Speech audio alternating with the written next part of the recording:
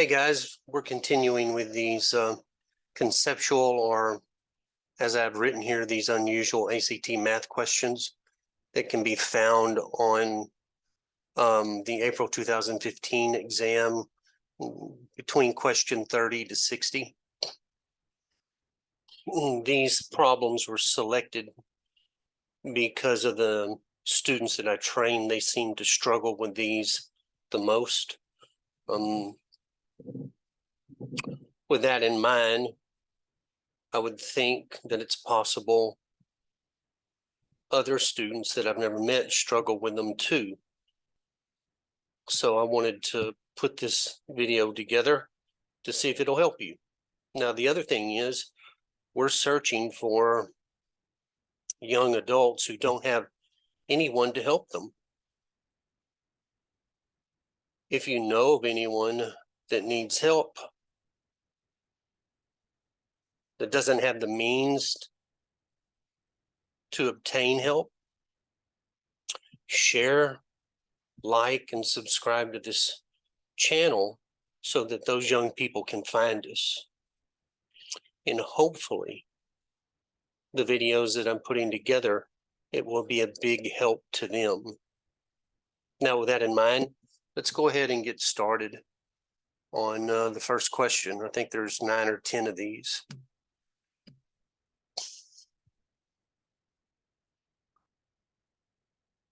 So the first question says the circle's in the standard coordinate plane and it has a center of negative 8.5, 7.5, and has a radius of 5 coordinate units. Okay, let me select my pen tip here so we can get started. Notice that all your answer choices are in the standard form, F through K. So X minus H squared plus Y minus K squared is equal to the radius squared, where your H and your K values make up the coordinate pair for the center of the circle. Now notice in the equation that this is X minus H and Y minus K. If the value for the center of the circle is a negative number, that means that negative number will change the sign to a positive sign, as you're going to see in this particular situation. So we have an H value of negative 8.5, and then we have the 7.5. Okay, so let's rewrite the equation knowing what we have here. And we know we have a radius of 5. So we know our radius is equal to 5. So we're going to have X. Now, this H value is a negative 8.5. So therefore, it becomes X plus 8.5 squared plus. Now, our 7.5 is positive, so it's going to remain just as it is, minus 7.5 squared. Now, our radius is 5.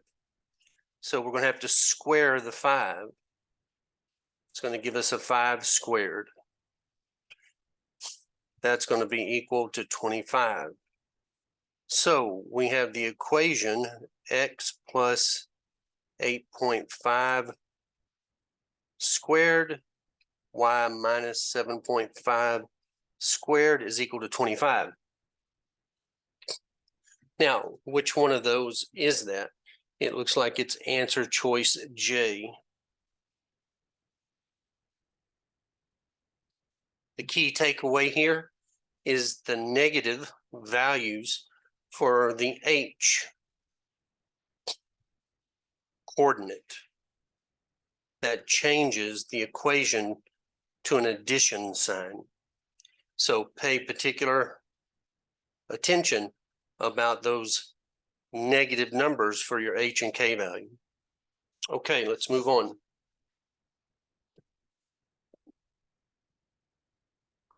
All right.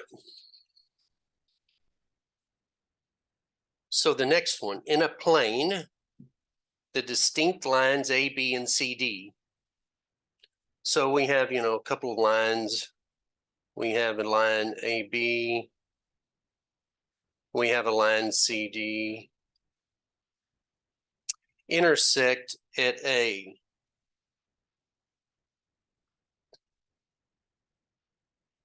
So they're going to intersect at A. Intersect at the end A, where A is between C and D. So A has to be somewhere between C and D. The measure of angle BAC is 54 degrees. What is the measure of BAD? So let's draw the line. So we know we got a line C to D, and we know A is somewhere in the middle. So this would be A. And then the line AB is going to make an angle such that we have 54 degrees with BAC. So I'm going to make it like this. And here's our B value. Now, we're going to call this 54 degrees because this is BAC. Now, what is the measure of BAD? BAD. So we want to know the measure of BAD. Okay, well, we have 180 degrees total. We're going to subtract the 54.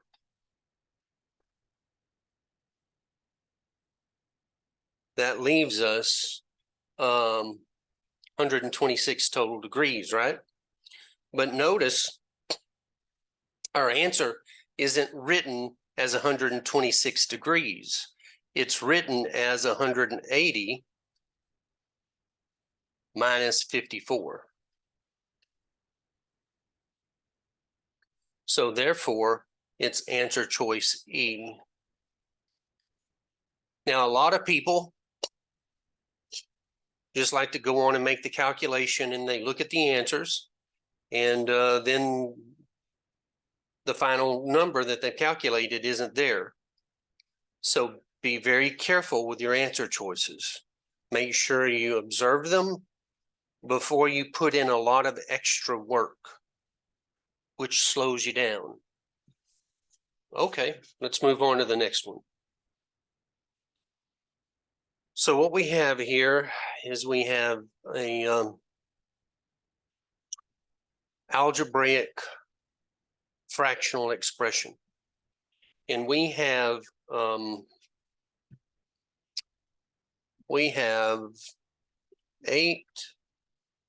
to the 5th, y to the 4th, times 6x to the 13th, y to the 3rd, divided by 16x to the 6th, y to the 14th. Now, which one of our answer choices is our simplified version of what they've given us? So let's clean this up. You can multiply your 8 and 6, and you will get a 48. Then you can take your x to the 5th and multiply it by your x to the 13th. When you're multiplying exponentials, you add the exponents. So that becomes x to the 18th. Same thing with y to the 4th and y to the 3rd. So that becomes y to the 7th. Over 16, x to the 6th, y to the 14th. Now remember, when you're dividing exponentials by one another, you subtract your exponents. You can subtract down and subtract upwards. All right, so 48 divided by 16 is 3. X to the 18th minus x to the 6th gives us x to the 12th. And then y to the 7th and y to the 14th, that's going to give us y in the denominator of a 7. So we can rewrite this. If you want to leave the 3 in front of the fraction, you can, or you can rewrite it as 3x to the 12th over y to the 7th. And that's going to give us answer choice J.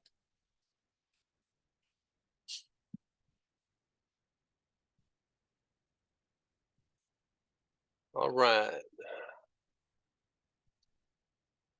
So now we have a table in front of us.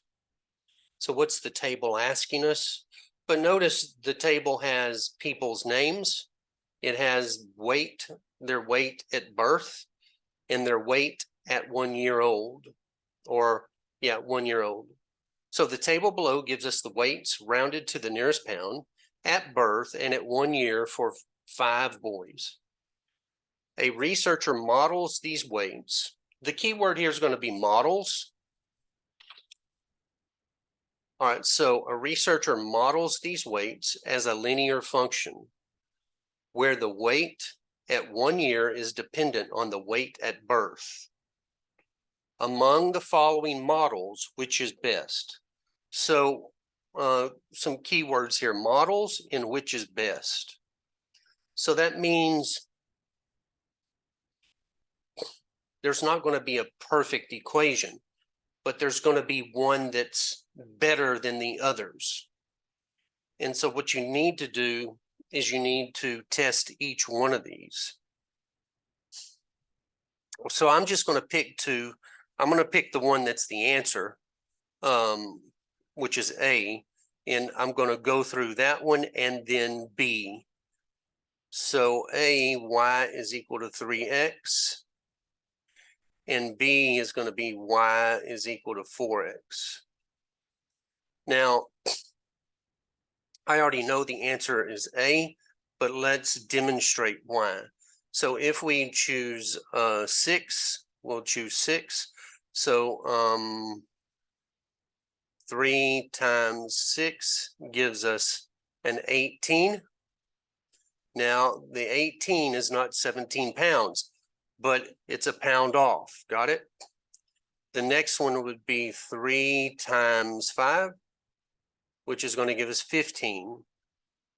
It's a pound off. The next one is 3 times 8, which is going to give us 24.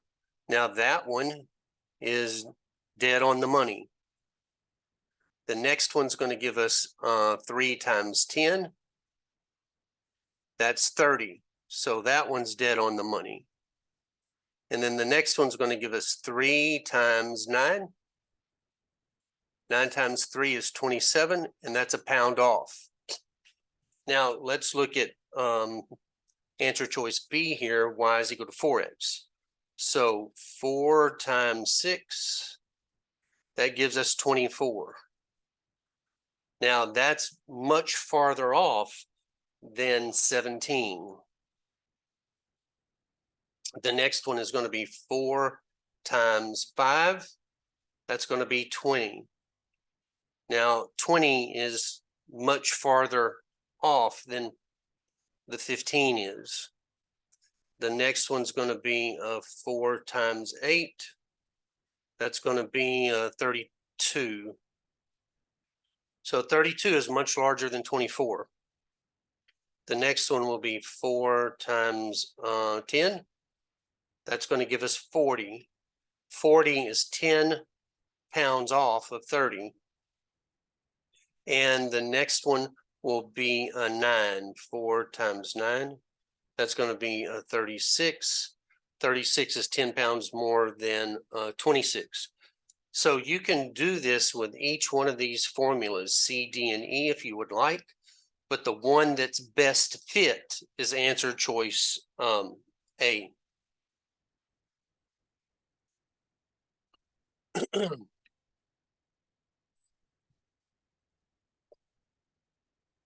Next question. Okay, so in the standard coordinate plane, what is the slope of the line that is perpendicular to the line 8x plus 7y is equal to 112? So what we want to do is we want to take this equation and we want to see what the slope is. So we got to put it into y is equal to mx plus b form. So 8x plus 7y is equal to 112. Now I'm going to move my 8x over and leave my 7y. So I'm going to get 7y is equal to negative 8x plus 112. I'm going to divide both sides by 7. Y is going to be equal to negative 8/7 x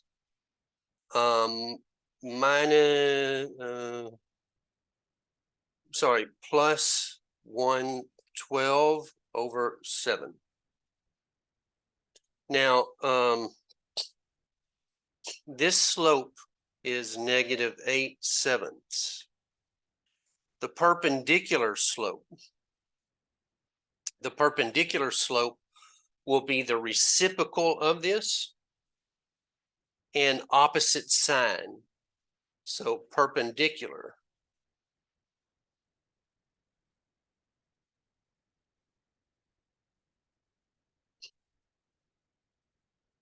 Perpendicular slope is going to be 7/8. And we change our sign, which is going to be answer choice J.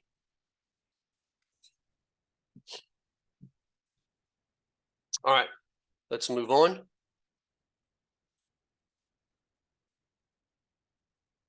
Okay, so given that 3 divided by x is equal to 12,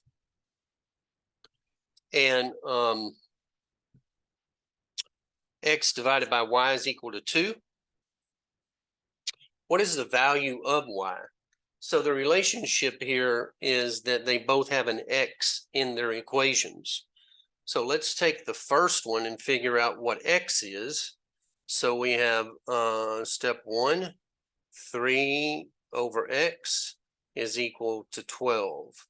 Now I need to solve this thing for x. So it's going to be 3 is equal to 12 times x. Divide both sides by 12. 3/12 is equal to x. Now, you know, that can be reduced to 1/4. That's equal to x. Now we know what x is. We can take x and substitute it into the other equation and solve for y. So we're going to have 1/4 divided by y is equal to 2. Now we want to solve this for y. So 1/4 is equal to 2 times y. Now we're going to take 1/4 and we're going to divide it by 2. Now, when you divide a fraction by a number, that's like saying 2 over 1. So we're going to multiply by the inverse of the denominator. Let me put it up here. So that's going to be 1/4 times 1/2. And that's going to be 1/8. So 1/8 is the answer we're looking for y. And that's going to be answer choice A.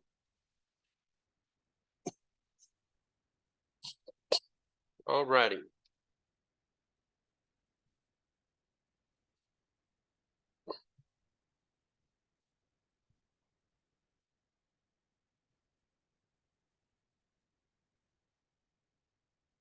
So this question is going to deal with the domain of this fractional expression. And we're dealing with a fraction, so we can't have any value that makes the denominator equal to 0. When we find a value that makes the denominator equal to 0, the fraction's undefined.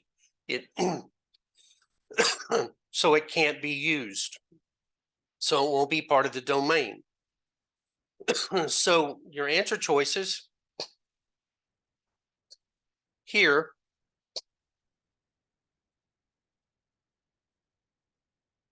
no, pardon me. Got to get something to drink.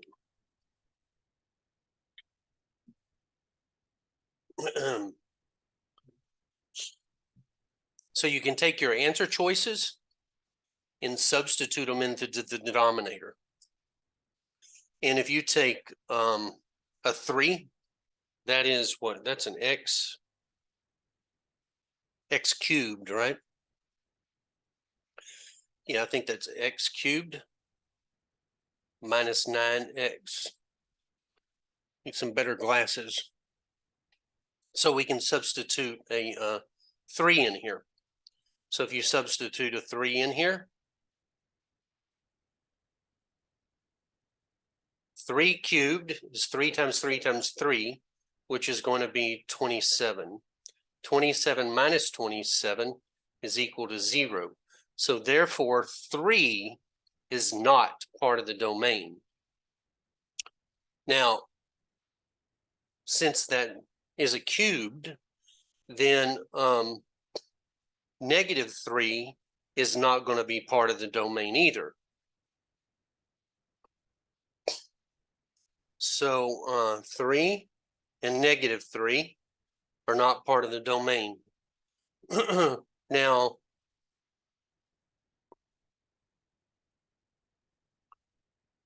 if you put 0 in for x, you already know very easily 0 cubed minus 9 times 0. Well, that's going to give us a 0.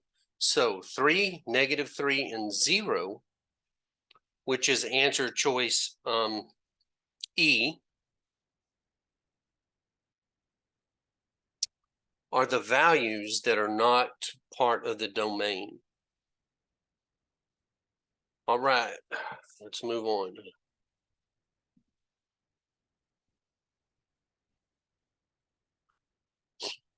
So we're talking about a geometric sequence. We're counting numbers. So what is the 6th term of the geometric sequence, whose 2nd term is negative 4 and 5th term is 32? So let's do this. 1, 2, 3, 4, 5, 6. The 2nd term is negative 4. And the 5th term is 32. Okay, so if we count backwards, then we're going to go 1, 2, 3 divisions back.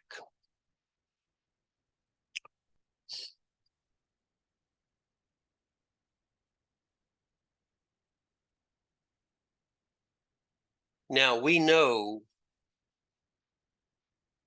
on a number line, here's 0, here's negative 4. And then all the way over here is 32. So there's a distance of 4 here and a distance of 32 here. So we have a total distance between negative 4 and 32 to be 36. We take our 36 and we divide it by 3. We're going to get the amount that we need to add to each of these numbers. So 36 divided by 3 is 12.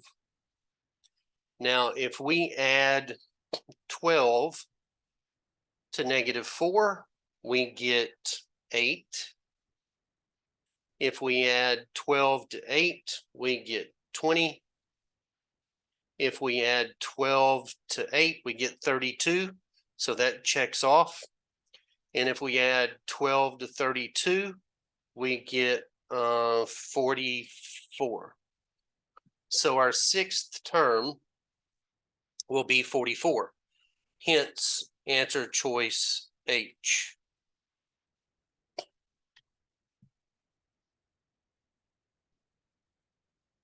Next question.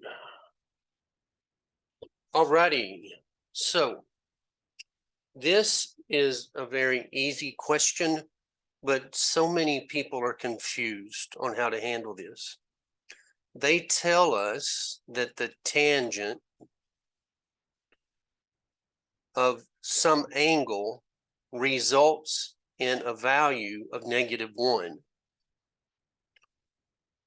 Notice all your answer choices are in radians.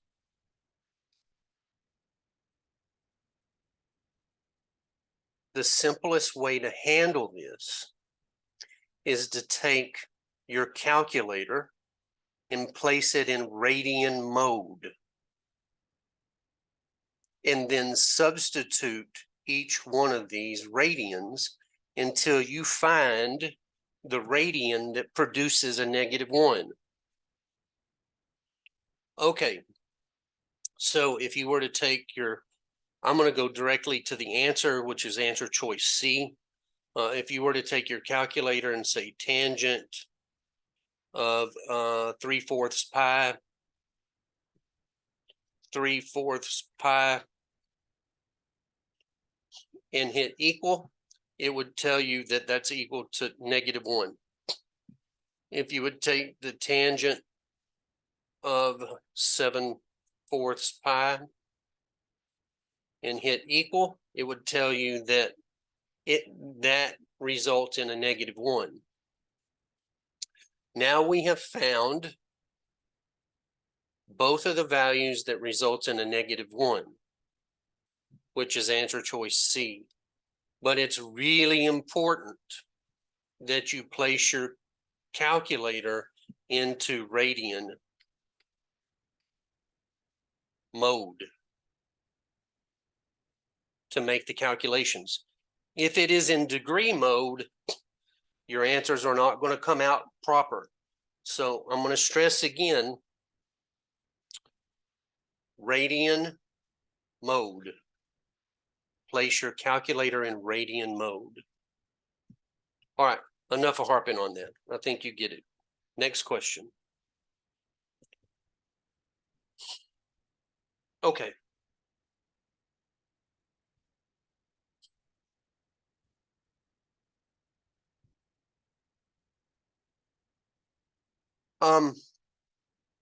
This equation, 2x² - 18 over x² - 5x. There's two vertical asymptotes and one horizontal. It wants to know what the horizontal asymptote is. To figure that out, first of all, just compare the degrees. Compare the degrees. The degree of each equation. Notice they both have an x². One of them has 2x². All right. At this point, the 18 and the 5x really isn't going to play a role in evaluating this. So 2, they both are second degree.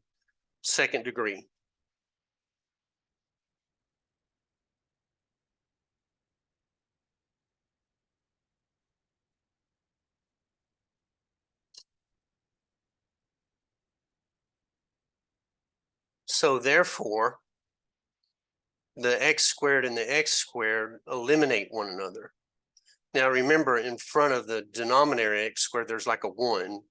So third thing is, it's reducing this whole equation as if it's a fraction of 2/1. And so that horizontal asymptote is going to approach 2.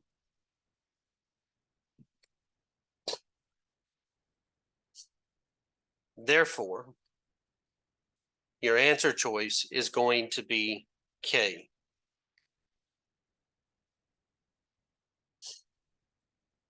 We noticed we compare the degree of the equations. They're both x squared. We don't need to worry about the 18 or the 5x. We're looking at this from the highest degree as we evaluate it. Since they're both the same degree, we can eliminate the x squared over x squared and then look at the coefficients of the equations. We have a 2 in the numerator and a 1 in the denominator. So therefore, the equation is approaching a 2 or it's equal to a 2. And that's why it is answer choice K. Now that's our last question. I hope that this helps you. And for all of you studying for the ACT, I wish you the best of luck whenever you plan to take it. But please keep studying up until test day. Also remember that we're trying to reach out and help young adults who don't have access to any help. So please like and share and subscribe to the channel so that those people will have a chance of finding us. Okay, guys, I wish you all the best. Have a great day.